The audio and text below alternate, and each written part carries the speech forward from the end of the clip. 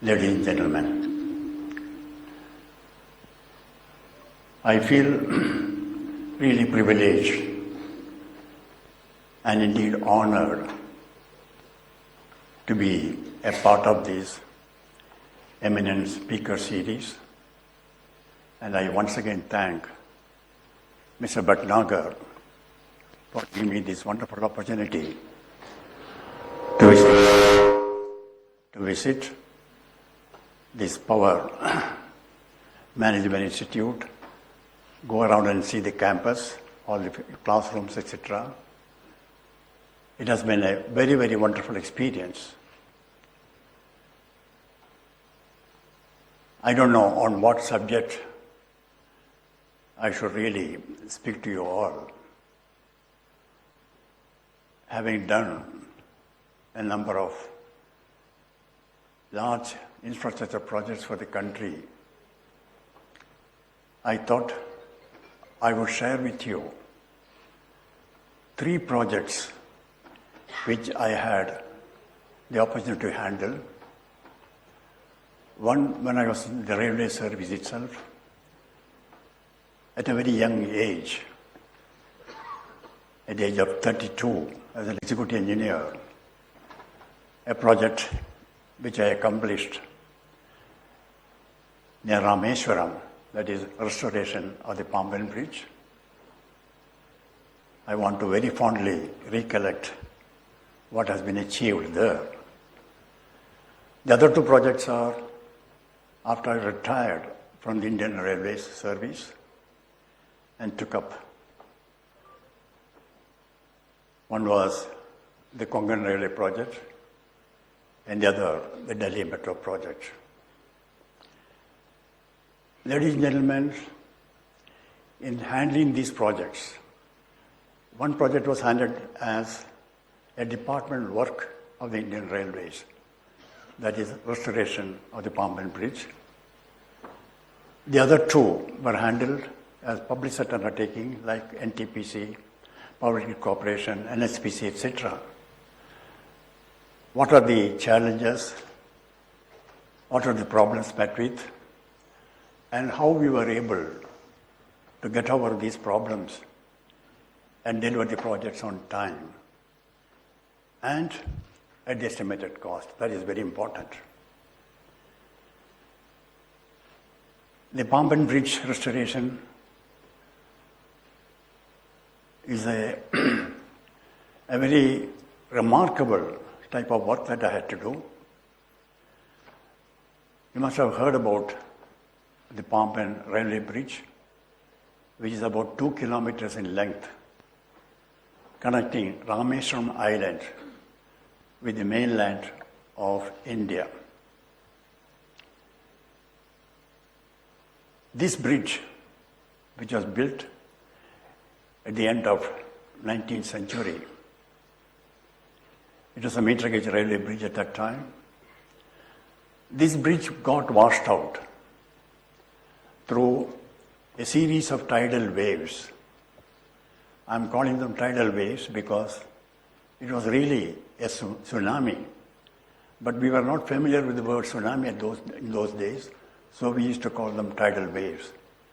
Tidal waves as high as 15 meters, 12 to 15 meters high. This happened on the night of 24th December 1964. And these tidal waves in the night washed away. This bridge consists of 146 spans of 40 feet girders, plus what is known as a Shersa span. A Shersa span of 300 feet length, that is 100 meters length, which could open and allow ships to pass below the bridge. That is called Shersa span. And out of these 146 spans of this bridge, 126 spans got washed away by the tidal waves. And serious damages caused to the Shersa span, which could not be operated because the damage caused to it. More than that, one full train having about 250 passengers, which is going from Mandapam, that is Mandapam to Rameshwaram and Dhanushkodi. Dhanushkodi was the terminus at that time of the Southern Railway. This whole train was washed out completely. And there was not even a single survivor from this train. The whole train was washed out. And because in those days, it was predominantly wooden body coaches. The wooden coaches came back to the shore after 3 days and 4 days. Just the superstructure of the coaches only came back. Not even a single survivor to tell us what really happened. And this happened, as I told you, on 23rd night, 1964. At that time, I was only an executive engineer in the railways, just 32 years old, and I was having my Christmas holidays in my native place.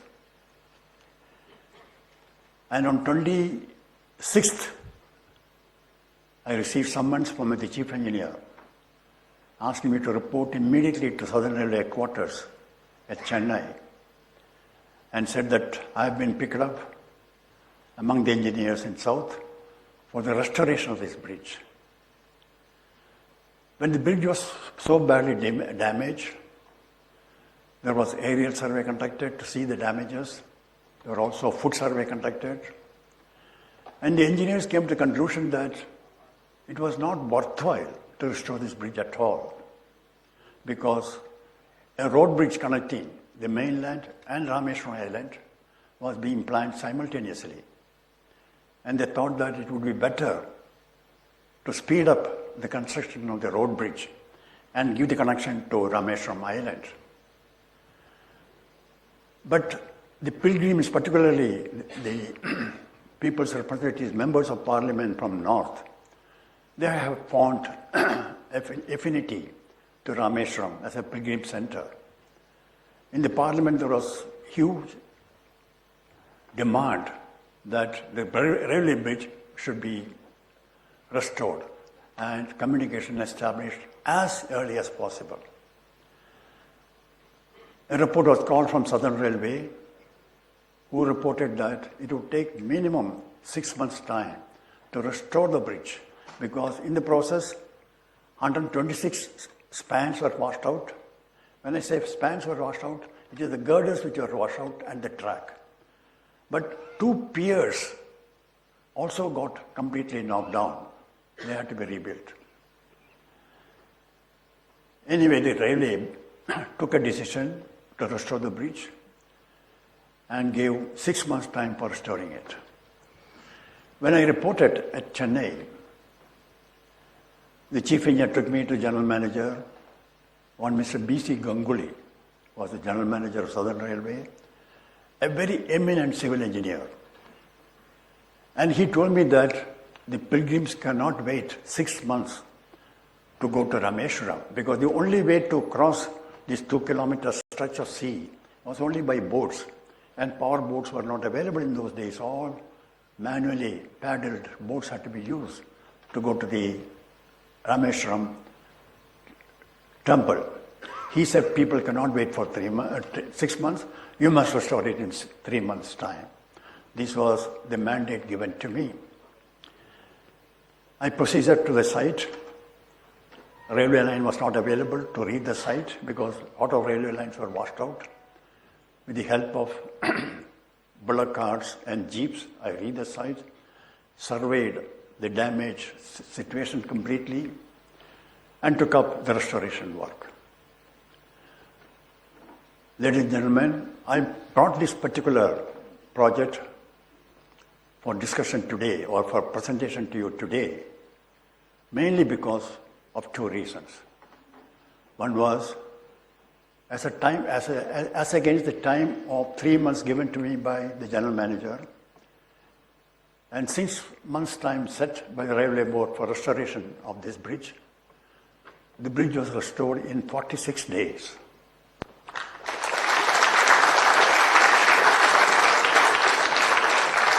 The railway's own estimation was 6 months' time. There was a reason for it, because 126 girders were simply washed out.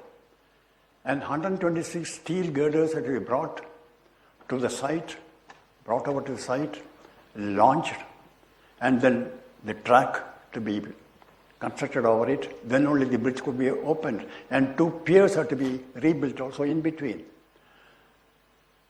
There are no ready girders available. A few girders had to be manufactured. Girders had to be brought from Assam, Jalandhar, Delhi, all over the country. The girders had to be picked up and brought to the site. The logistic involved in getting the girders itself was quite a large time. That is why they estimated 6 months' time for restoration. This restoration was possible only what is known by innovation. Innovation in engineering. I'll come back to the subject a little later because this is one thing that engineers have to learn. Innovate, to do things fast, to do things cheaper. The other project is the Konkan Railway. Konkan Railway is a 760 kilometer long broad gauge railway line connecting Mumbai to Mangalore along the west coast of India. The railway line passes through one of the most difficult terrains ever encountered in the history of railway construction in this country. This will be evident to you when I mention that for constructing this Konkan Railway, as many as 93 tunnels for a total length of 83.5 kilometers have to be bored through some of the hills with very treacherous soil conditions. What is known as lateritic soil conditions, very treacherous soil conditions for doing tunneling. There were 149 major bridges to be constructed. I mentioned to you about 93 tunnels. The longest tunnel on this line is 6.5 kilometers in length near Ratnagiri. And there were 9 tunnels more than 3 kilometers in length. Out of the 157 major bridges, the longest bridge was across Sharavati River near Karwar, which is about 2 kilometers in length. There are very difficult bridges to be constructed across Zuari River, Mandavi River, etc. in Goa area. And there are about 6,000 minor bridges also to be constructed. More than anything, more than these technical challenges involved, the main social challenge was acquiring land for constructing the 760 kilometer long line. We had to acquire land from 40,000 landowners. You can imagine the colossal task involved in this. This is the technical and social problems. But the biggest problem was raising the money for building this railway line. You are all aware, in this country, all new railway lines are constructed with government funds, railway funds, made available through the successive railway budgets. Usually in those days, the allocation for new railway lines used to be hardly about 300 or 400 crores for the whole year for all new railway lines under construction. And this cost of this line alone was at that time about 2,400 crores. And there are about 35 railway lines under construction. So if Konkan Railway was to be constructed, out of the railway owned allocation of funds, it would have taken about 35 years for completing this to get the money required for the project. So a very innovative scheme for raising funds for the project was evolved. What I would call a financial engineering as such was done to see that the project was completed. The scheme was to rope in all the state governments along the route, Maharashtra, Goa and Karnataka, and Kerala as well. 4 state governments and Indian Railways. So a joint company was formed, known as Konkan Railway Corporation Limited, with 51% share by Indian Railways and 49% share held by the 4 state governments, in proportion to the length of the railway line in each state. The line does not go to Kerala at all, but the people staying in Kerala were the biggest beneficiary of this line. The benefit was mainly in reduction in the travel length. By constructing this line, the distance from Bombay to Kochi got reduced by 650 kilometers. You can just imagine what is the advantage in 650 kilometers reduction in journey length and journey time as well. What will come out of it? The state governments were initially most unwilling to be partners because they said railway is a central subject and we have nothing to do. Why should we spend money for the Konkan Railway project? The railways themselves should do it. It was a Herculean task going to each of the state governments and getting their consent to be part of the whole project and getting their agreement to fund their share of the project. This could not be done by the politicians. This was done only by the Konkan Railway Corporation itself.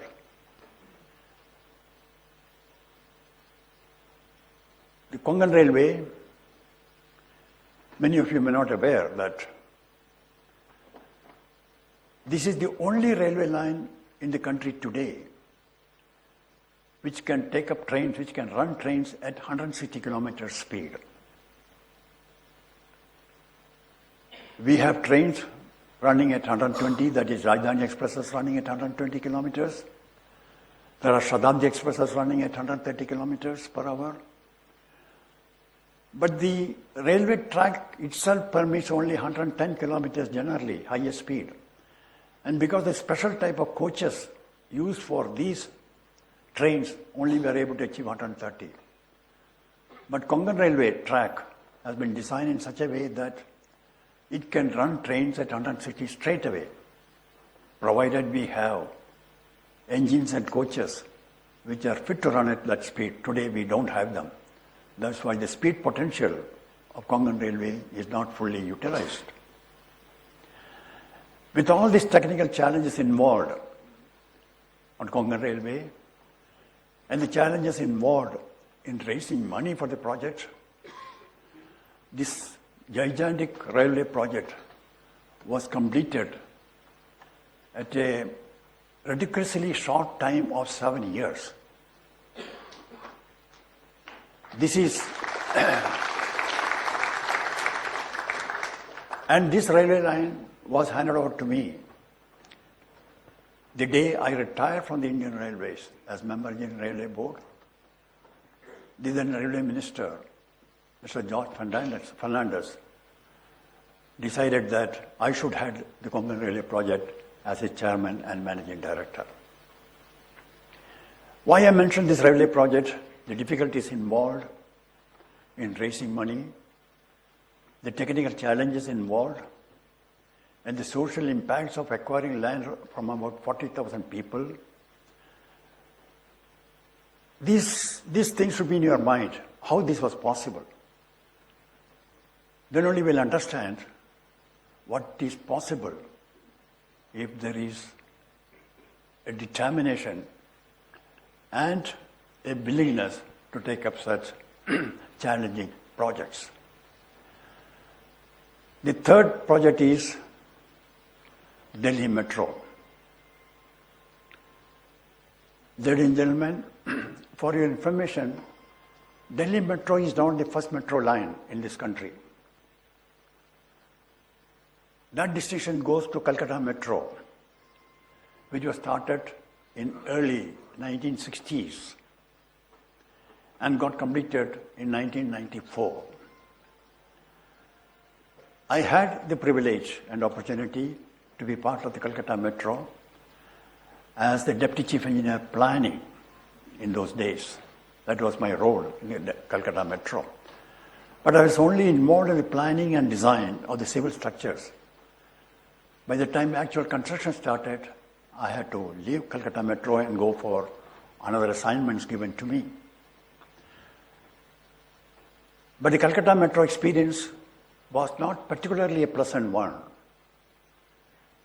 either for the city of Calcutta itself or for the country as a whole. You may wonder why. This 11-kilometer long railway line, metro line, mostly underground, but about 2 kilometers above ground, took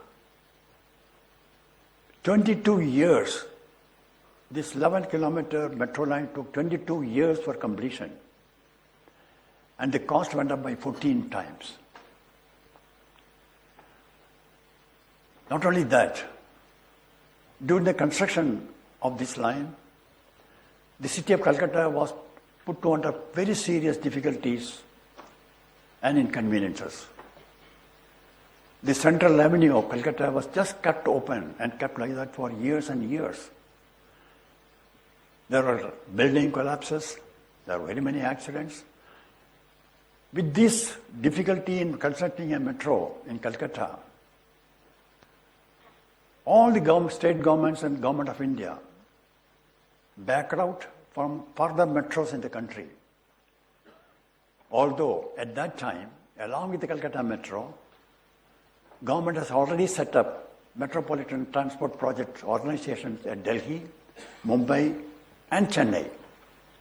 With the problems involved and the time taken and the way the cost went up, they decided that we will not proceed with any more metros in the country. So ultimately, by 1994, Calcutta Metro was completed. But Delhi being the capital of the country and growing at a very, very fast pace, provision of metro system became unavoidable. Therefore, ultimately, in 1996, the Delhi Metro project was sanctioned by Government of India.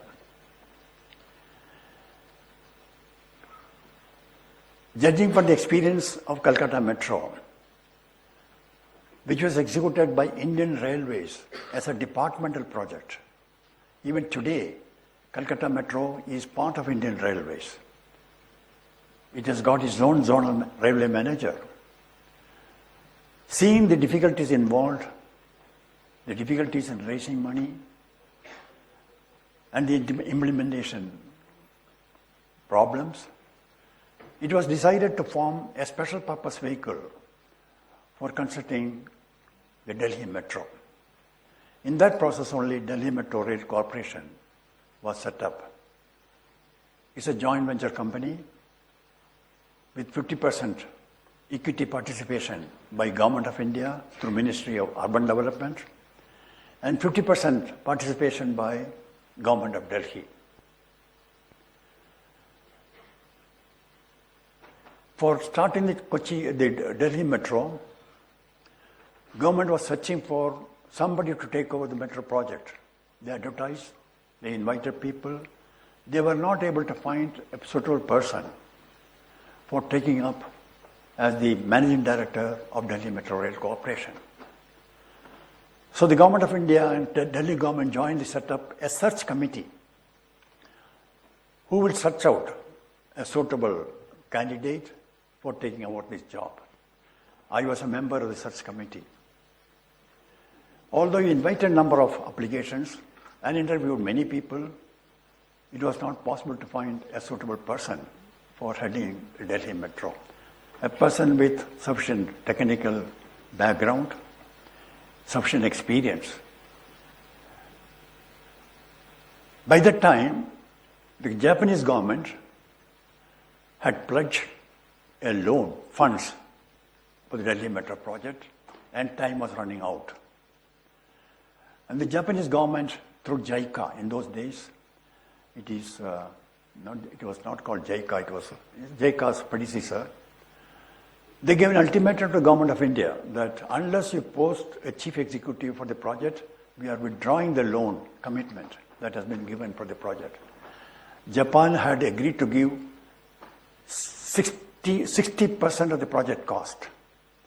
And the two governments, Delhi government and government of India, had to share only 40%, almost 20% each. So having been driven to the wall, they had to find somebody immediately. At that time, I was chairman and managing director of Konkan Railway Corporation. We are about to complete the Konkan Railway. And the Delhi government decided that I should be picked up for the Delhi Metro project. I will not go into those details, what all problems they had to face to appoint me because Railway was not willing to release me from the Konkan Railway. The mandarins in the ministries, by the time I was already 65 years old, they said nobody can be employed above 65 for being the chief executive of a project of this type. There were lots of problems. At that stage, there was a very dynamic cabinet secretary, T.S.R. Subramaniam. He wrote on the file, if the Prime Minister of the country, Mr. Atal Bihari Vajpayee was the Prime Minister, he was 78 at that time. If the country could be run by a Prime Minister at the age of 78, why can't Delhi Metro be run by an engineer who is 65 years old?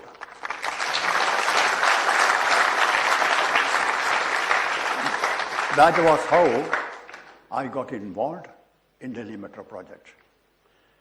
When I took over Delhi Metro project, I had two responsibilities: completing the Konkan Railway and taking up the Delhi Metro project as well. So for a few months, I was in charge of both the projects until the Konkan Railway project was completed and handed over. I had to be in charge of that also, and in charge of the Delhi Metro Corporation as well.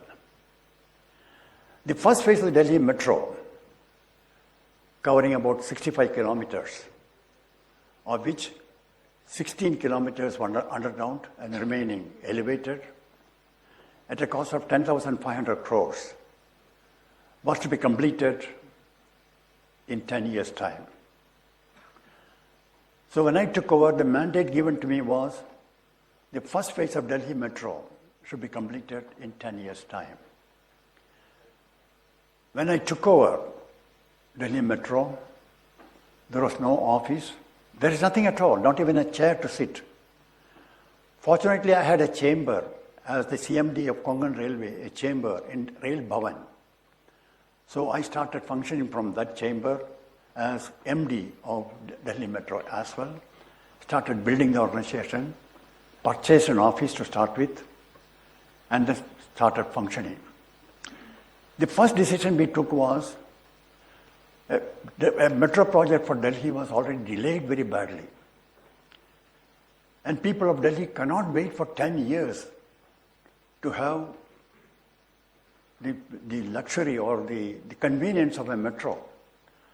So we took a decision on our own that we would complete the first phase of the Delhi Metro in 7 years' time. Ladies and gentlemen, there was no compulsion from the government, either of the two governments. There was no directive from any government that the project time implementation period should be compressed to 7 years. That decision was taken by ourselves. And I'm happy to inform you that as against 7 years' time that we fixed for ourselves to complete the project, the first phase of the Delhi Metro was completed in 7 years and 3 months.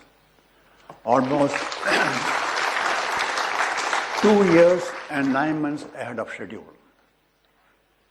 And more important, the project was completed exactly well within the estimated cost of 10,500 crores. Encouraged by the success of the first phase, the government sanctioned the second phase of Delhi Metro as well.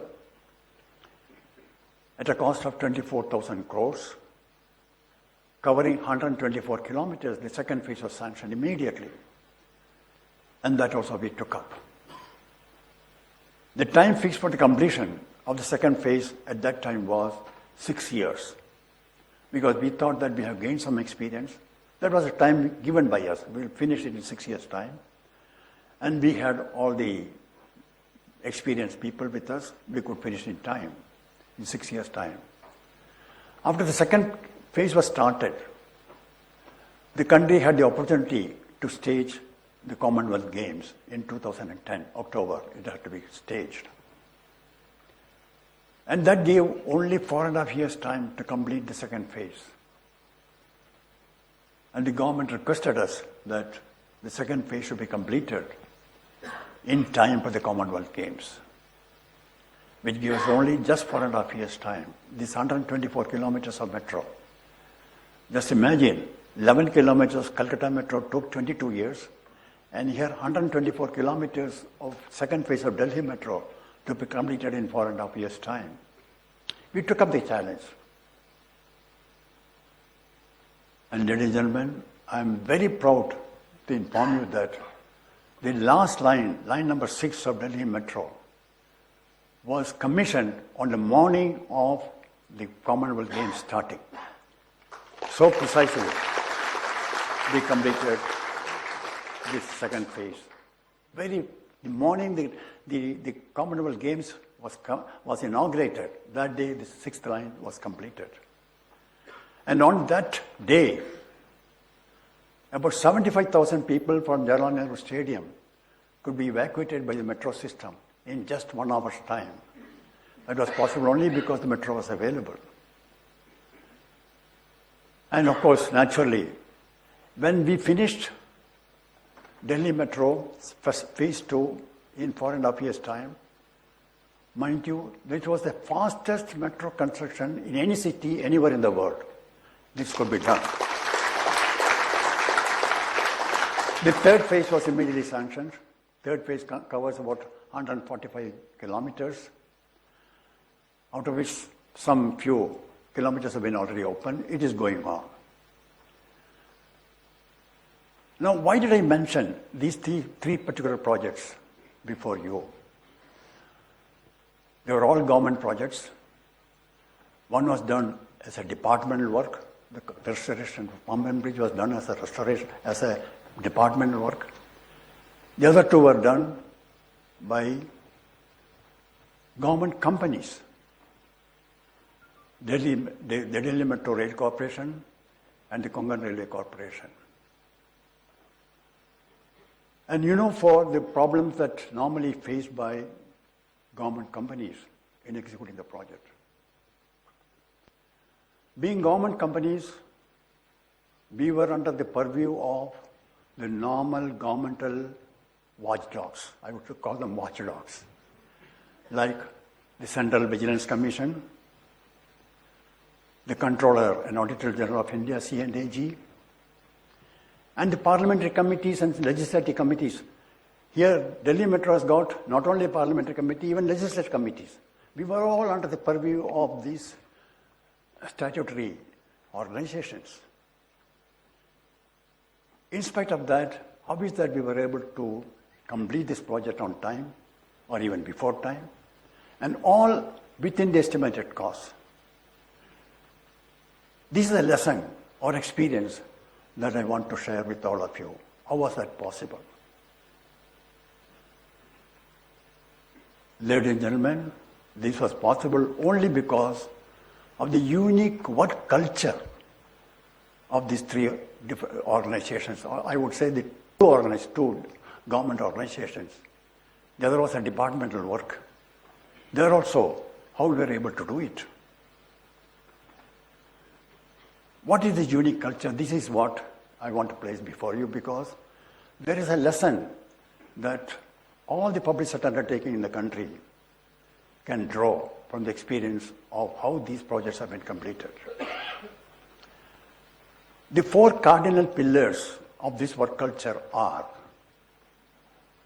1, punctuality; 2,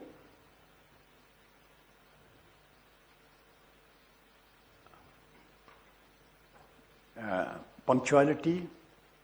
2, professional competence. 3, integrity. 4th, a social commitment. This was the cardinal pillars of this work culture. I would like to go into this work culture a little more detail because there is a lesson that we have to learn from all these things. There is a 5th factor also in this work culture, which will come to you a little later. A 5th factor involved in this work culture. Punctuality. What is punctuality? If you really see what is punctuality is nothing but respecting the time of others. You respect the time of others.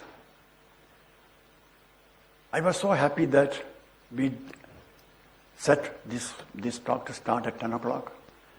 And all of you would have noticed that we started exactly at 10 o'clock. The credit goes to Mr. Bhatnagar. Of course, I was constantly reminding him that we should start exactly at 10 o'clock. In these 2 organizations, Konkan Railway and Delhi Metro, punctuality meant not 1 minute late or not 1 minute early as well. This fastidious outlook for punctuality is very important in any project implementation. Particularly in these 2 projects, because we knew that the Konkan Railway as well as Delhi Metro, these are projects meant for running trains. Ultimately, we have to run trains. And we realized that if we want our trains to be punctual, we have to be ourselves very punctual to start with. Everyone has to be very punctual. This punctuality is practiced in such a, as I told you, a very fastidious spirit in these 2 organizations. Very punctual in all matters. Not merely in attending the office, not merely in normal official engagements, even in social engagements, we wish to be very, very particular about this punctuality. And the emphasis on punctuality, what is the return that we have got out of it? Which will be very evident if you see the Delhi Metro, how it is functioning today. On an average, DMRC operates, Delhi Metro Rail Corporation, I'll call it DMRC, operates about 3,300 trains a day. World over, the punctuality of metro trains is judged by 3 minutes. If trains reach destination within 3 minutes of the published timetable, it is deemed to have full punctuality. In Delhi Metro, we decided right from day one that our least count for punctuality would be 60 seconds, not 3 minutes, 1 minute. If the train is not reaching the destination within 60 seconds, it is deemed to have lost punctuality. We had to tighten our belt very much. We have to educate our staff very much, bring them into the discipline. DMRC also has got an institute to train our people. The main emphasis is on punctuality at every stage. And do you know the fallout of this emphasis on punctuality? When I left Delhi Metro Rail Corporation in 2011, the punctuality performance of Delhi Metro was 99.97%. There has been no deterioration in the punctuality performance even now. It may not be 99.97, probably 99.95, something like that. Such high level of punctuality performance was possible only because of the emphasis on punctuality. But it has got another aspect as well. Why did we have this punctuality emphasis even to the project implementation stage? you see the result, how we were able to complete projects on time or before time. We were very, very particular about this.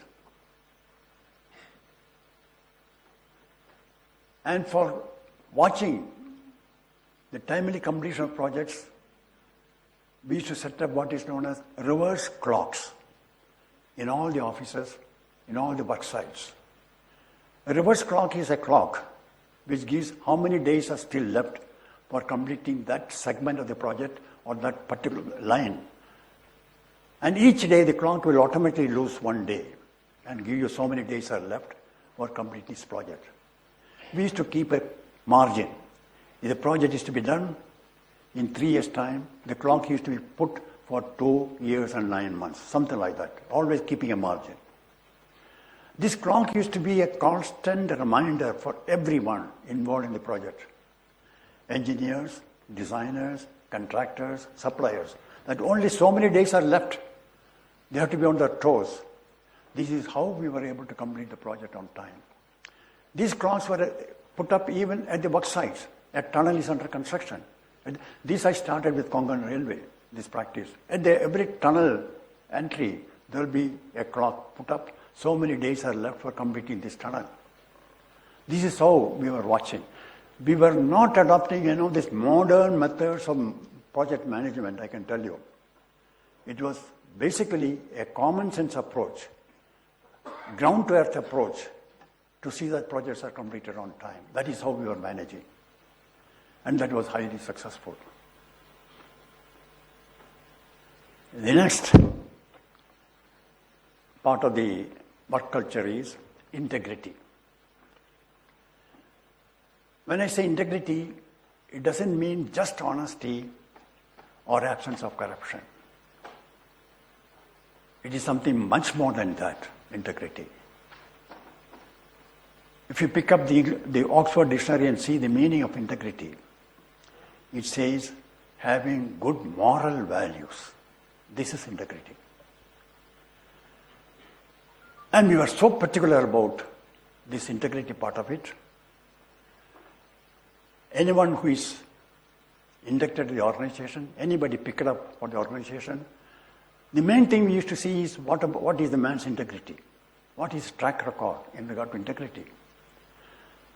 I was not very much bothered about the technical competence of the person so much, because we knew that if he doesn't have the required technical knowledge or competence, he can be taught, he can learn it, or we can get somebody who knows it to help him. But if the man doesn't have basic integrity, this cannot be borrowed, this cannot be purchased. He must have it himself. A great emphasis on integrity was therefore laid on every individual. For that, what we do is, we first of all decided that the organization will be a very slim organization for implementation. Whether it's Konkan Railway or Delhi Metro, a very small organization. And we eliminated all unproductive layers of the organization at all. We knew that most of them are all engineering technical works. And the organization consists of only technical people. We hardly had any clerks, babus, except in the HR department and the finance department. In the technical side, nobody at all. Everybody will do his own work himself. More than that, there were no peons in the organization. You may not know probably this, that Delhi Metro does not have peons. They have peons only for the directors, that's all, and the managing director, personal peons.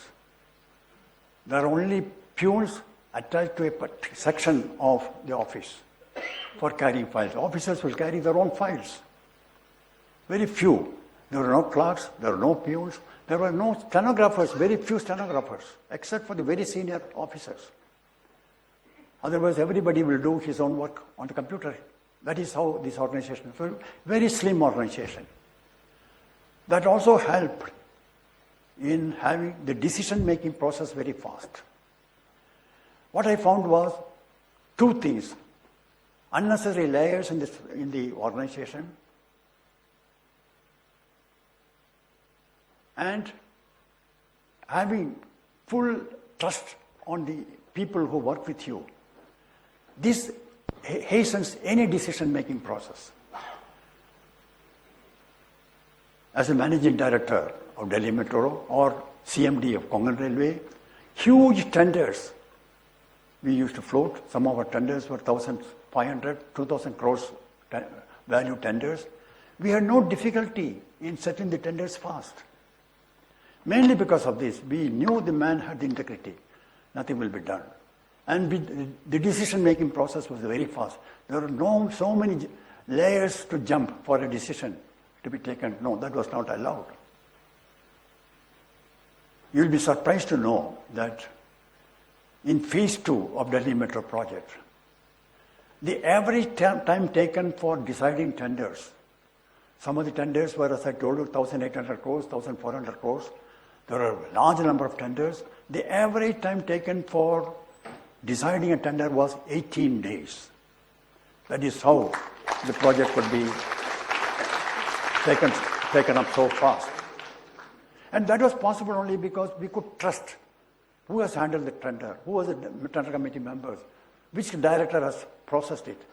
If you have confidence in him, there is nothing to waste time on this. In writing the English, that's all what is required. And again, this emphasis on integrity, that also has its own values, I can tell you that. When the Commonwealth Games was staged in Delhi, all the players involved in the Commonwealth Games, there are so many allegations, so many court cases. Some people were arrested, some people were behind bars. Delhi Metro was the biggest player in the Commonwealth Games, the infrastructure project. There was not even a single allegation, a single scandal about what has been done by Delhi Metro.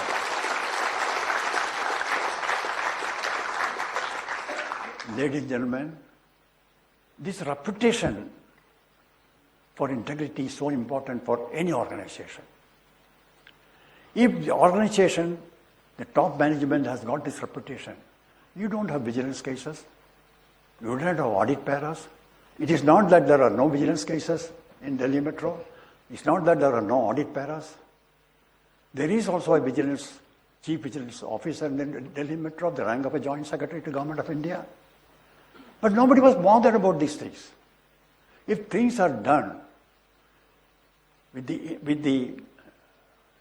that any decision taken in the best interest of the organization, nobody would question it.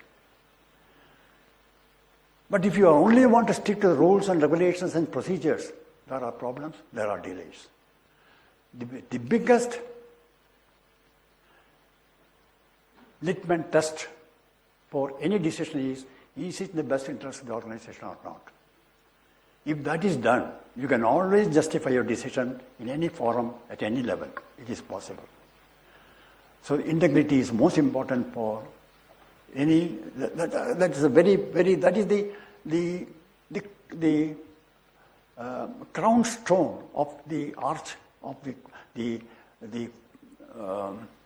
organization's philosophy. Integrity. The third thing I mentioned was professional competence. The two projects I mentioned, including the other project that the restoration of the Bombay Bridge, it's all highly technical projects. The technology involved is so much. I mentioned to you about Konkan Railway. It has adopted frontline technologies in all areas of bridges, tunnels, embankments, railway track, everything. The latest technologies have been introduced there.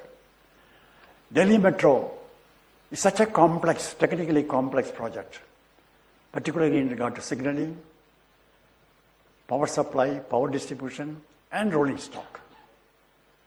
How could we do all these projects unless you know the subject very well?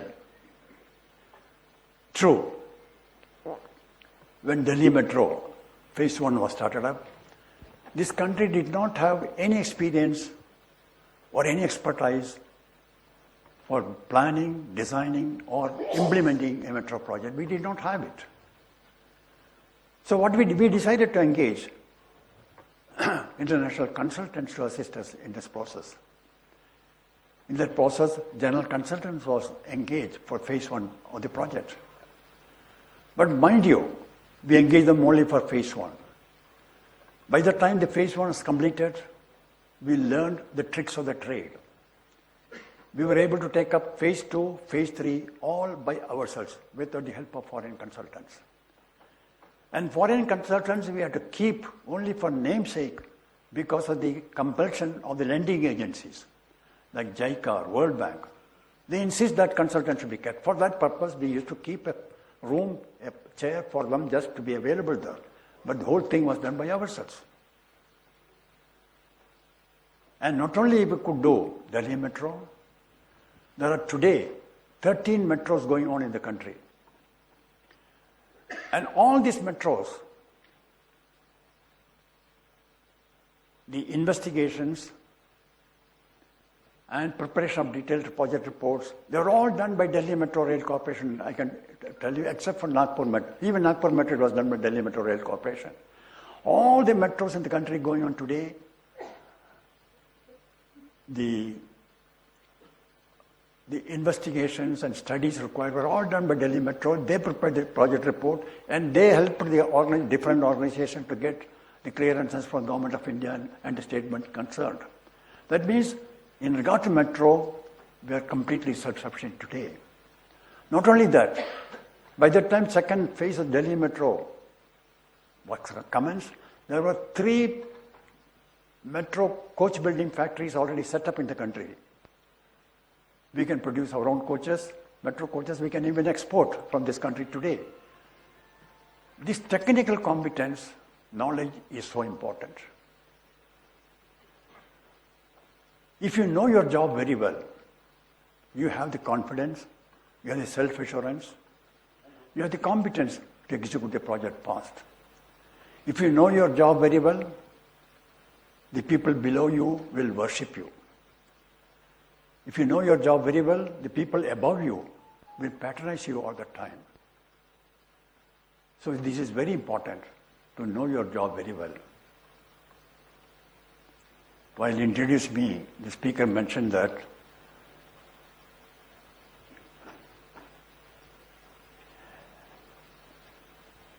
Jnanena sadrisam pavitram hena vidyate. He mentioned like that. There is nothing so sacred as knowledge. Ladies and gentlemen, whatever position you are holding, whichever post you are going to go later on, see that you know the job very well. It is very easy to pick up the knowledge. An organization like NTPC has got such an excellent training institution where you get opportunities to go again and again back to institute like this to learn things. You have access today with the internet and all at your fingertips. Knowledge can be acquired in no time. But most important thing is acquiring knowledge through observations, through studies. Going abroad, you may go abroad or any other place for very many things. But your particular field, keep special attention to learn things on your own. The first thing I did when I started Delhi Metro, at least Konkan Railway was a railway subject, only we had to go for the frontline technologies.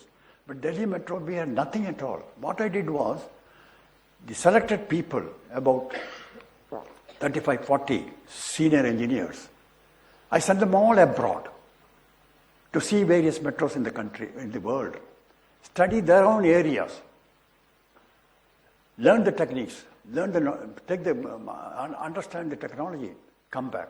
And they in turn became trainers for others. By the time we set up our own training institute as well. This is how we were able to make completely self-dependent in regard to the technical knowledge. This is very important for any organization, that you should have the latest frontline technologies at your fingertips. The fourth thing I mentioned was social responsibility.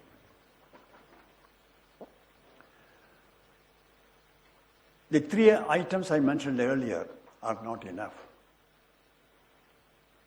There should be a commitment to serve the organization and to the organization serve the society or the nation. A desire, a passion, this is very essential. Whichever level you are occupying, your ultimate thing is it good for the country? Are we able to contribute something for the country? Fortunately, you all belong to NTPC, which has got a glorious record of service to this country, looking after almost 20 or 24% of the energy requirement of this country. This is a social commitment. I mentioned to you about Konkan Railway, which once completed reduces the distance from Bombay to Mangalore, Kochi, Trivandrum, etc. by 650 kilometers. The other day I was making a mental calculation.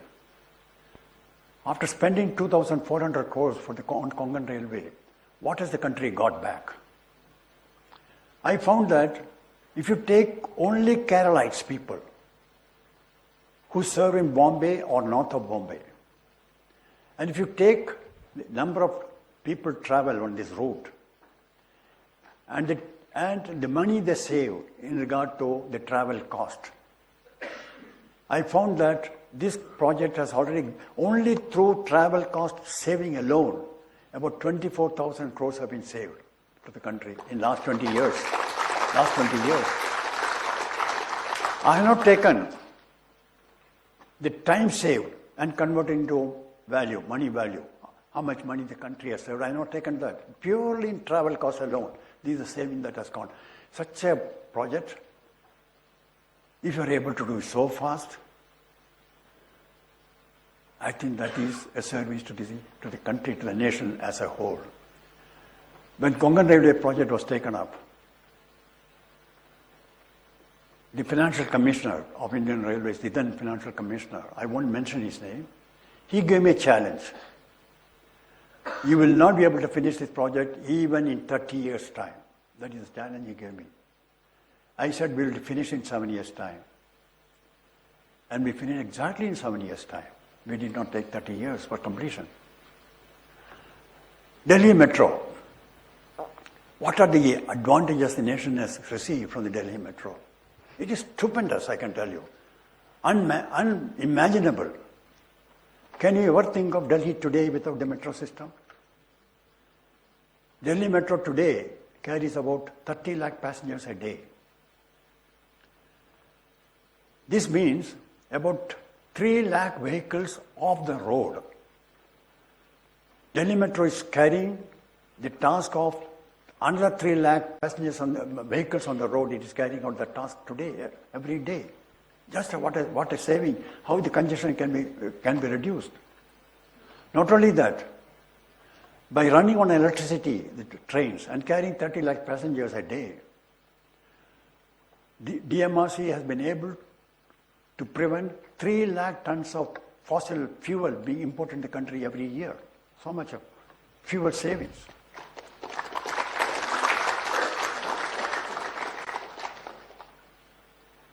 And using only green energy, electricity for running the trains, DMRC is preventing about 125 tons of pollutants being let into the air every day.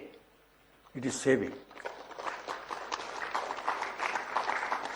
More than anything else, each commuter on Delhi Metro today saves 28 minutes in his journey. This is a study done by JICA, the funding agency. Each journey he saves about 28 minutes. An up and down journey means 56 minutes he's saving every day in his life. Just imagine how many man hours extra we are getting for the city by saving in travel. And most important thing, Delhi is a place where a large number of road accidents take place. Last year, more than 5,000 people have died on in Delhi roads, which means almost about 5 to 6 people die every day road-to-road accidents. The Road Research Institute,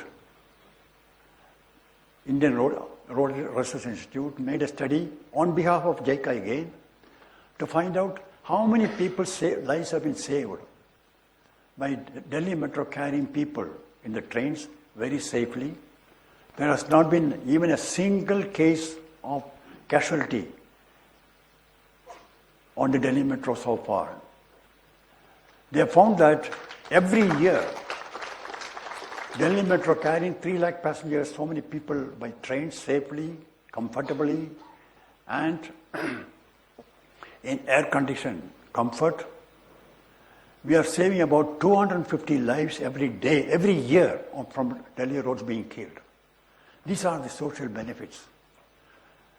Ladies and gentlemen, if you know that these are the benefits of a project, your soul and mind is always in the project.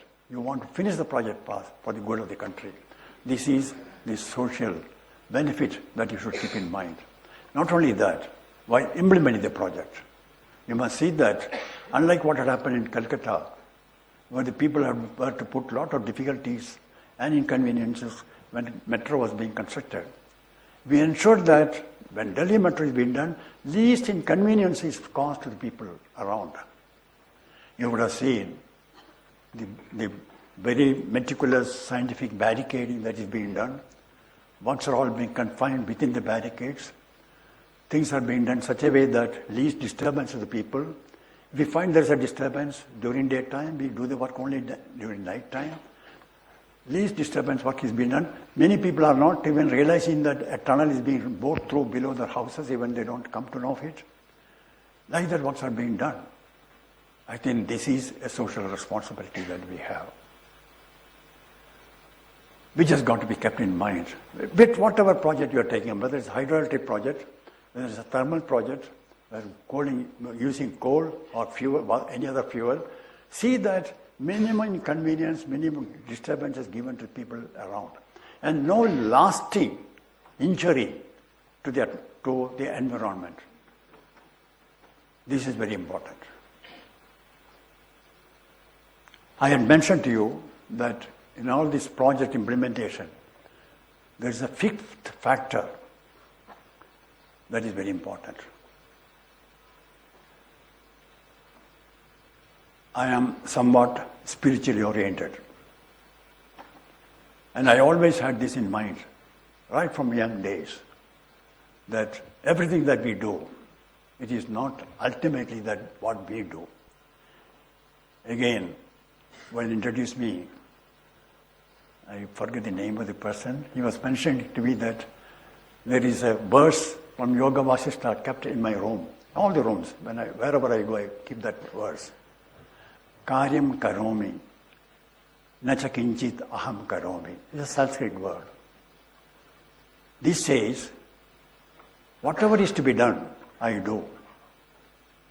But it is not I who do it. Ladies and gentlemen, you may believe in a God or may not believe in a God. But you have to believe in that unseen presence, the supreme reality, which is guiding all the laws and regulates the whole world. Without the help of that supreme reality, you can't achieve anything else.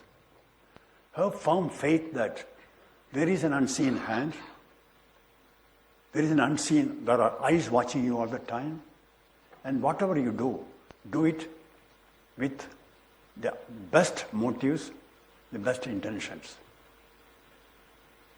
This faith in the spiritual values is so important. Right from young days, I used to read Bhagavad-Gita very regularly. These days I also read Srimad Bhagavatam. But in Konkan Railway as well as in Delhi Metro, one thing I used to do was, any officer joining the organization, I used to present him a copy of Bhagavad-Gita and exhort him to go through the Sagas daily, read that, imbibe its meaning, its message, and try to practice it. Ladies and gentlemen, Bhagavad-Gita is not a religious text. Bhagavad-Gita is a conversation between Lord Krishna and the king Arjuna on the battlefield, which took place 5,154 years back. At that time, there was no religion in this country. You may wonder how I am saying 5,154 years. This has been estimated by our own mathematicians, Aryabhatta particularly, when this was done. And we know that this was done about 5,154 years back. This is not a religious test. It is an administrative gospel. A book which will give the guidance how you should conduct yourself in difficulties. What sorts of inspiration you can get from here, from this book. Mahatma Gandhi used to say that whenever he was under severe pressure, mental problems, dilemma that he had to face, he used to immediately come back to his room, take out the Bhagavad-Gita and open it out. And he used to record that I always used to find one sloga which would give me the required consolation, solace, and encouragement to go forward. I used to give this, as I told you, copy of Bhagavad-Gita to every officer who joins the organization, which even today I keep doing. Even the organization I am monitoring, I'm not fully involved, but I give them the Bhagavad-Gita, keep these copies ready, and give it to him, and tell him that he should go to the sloka. As Bhagavad-Gita, you should have a book which gives word by word meaning, but many of you may not know Sanskrit. So word by word meaning, the meaning of the whole sloka, and the message it conveys, that should be understood, imbibed, and you should practice it. This I found very, very useful. One of my management techniques in handling all these projects were that I used to have every Monday, 9 o'clock, a meeting of the top officers of the organization, that's directors, managers, all senior officers, every week. We never used to have an agenda for this meeting. There are no minutes drawn also about the meeting taking place. The main discussion would be what has been achieved in the last week, what are the problems we have faced, what problems we are likely to face in the next 1 week, what needs to be done. A similar meeting I used to have every first Monday of the month at 9 a.m. with the middle level executives as well. There are about 600 of them used to assemble. At that time, the main emphasis was on ethics and values in the organization. Not about the subject, not about any particular technology. What value, what practice you should follow, how to handle the contractors, how to deal with suppliers, how to deal with the public, how to deal with the government agencies. These sort of values used to inculcate on them. These values will stay on the mind only if it is repeatedly hammered in, otherwise it will not. People will forget it very fast. This I used to do very, very regularly. Ladies and gentlemen, this is a wonderful opportunity I got, thanks to Mr. Bhatnagar, to be present amongst you and talk to you on the 3 projects that I have. 3 projects I picked up, and there were so many other projects, I have not picked up those things. And I mentioned about Konkan Railway Bridge. He said, innovation. If you see, Konkan restoration was, as a result of innovation, the success. Konkan Railway success was mainly because of the financial engineering, where the state governments became partners. That's the first time a project of that type was done in this country. The state governments were partners and they were funding the whole project. And Delhi Metro, which was a technically complex project. Now, I promised that I would mention to you about the Konkan Railway restoration also. How we managed it. As I told you, it's purely innovation. What had happened was, these 126 girders were all washed out in the sea. Some were about 1 kilometer, some were 2 kilometers away. But because they were all washed out in the water, there were no damage to these girders. And with the help of the local fishermen, we were able to locate every girder where they were lying, about 1 kilometer, 2 kilometers, 3 kilometers away from the bridge site. After locating each girder, we used to pick up that girder with the help of divers, bring them up, and hoist them on boats, take them to the shore, repaint or repair whatever is required, and then use them for the restoration work. We did not wait for girders to come from Ambala or girders to come from Gorakhpur or Assam. If we had to wait for that, this work could not have been done. The simple way of salvaging these girders from the seabed was the main thing. The other was launching. At that time, these girders could be launched from one span to the other span only with cranes. And railway did not have any diesel cranes, only steam cranes in those days. I'm talking about 1963, 64, 65. There was only one crane in the whole railway system which could handle the weight of such a steel girder. And with that crane, we had to launch one girder. Immediately after launching, put it in the proper bearings, then link the sleepers, put the rail on that. Then next girder has to be launched. In sequence, it has to be done. If that is to be done from one end, this 2 kilometer long line would take 6 months really to complete. So we rigged up, locally rigged up another crane from the other end, from the island itself, to launch basically the girders which were being pulled out of the sea. It's only mere innovation and local engineering that helped us to complete launching up all the girders and complete the railway track in 46 days' time.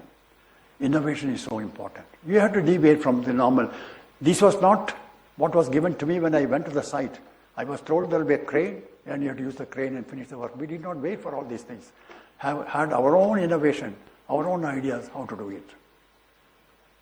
So one is innovation, the other is financial engineering, and third is technical complexity, how to solve it. These 3 projects I placed before you, and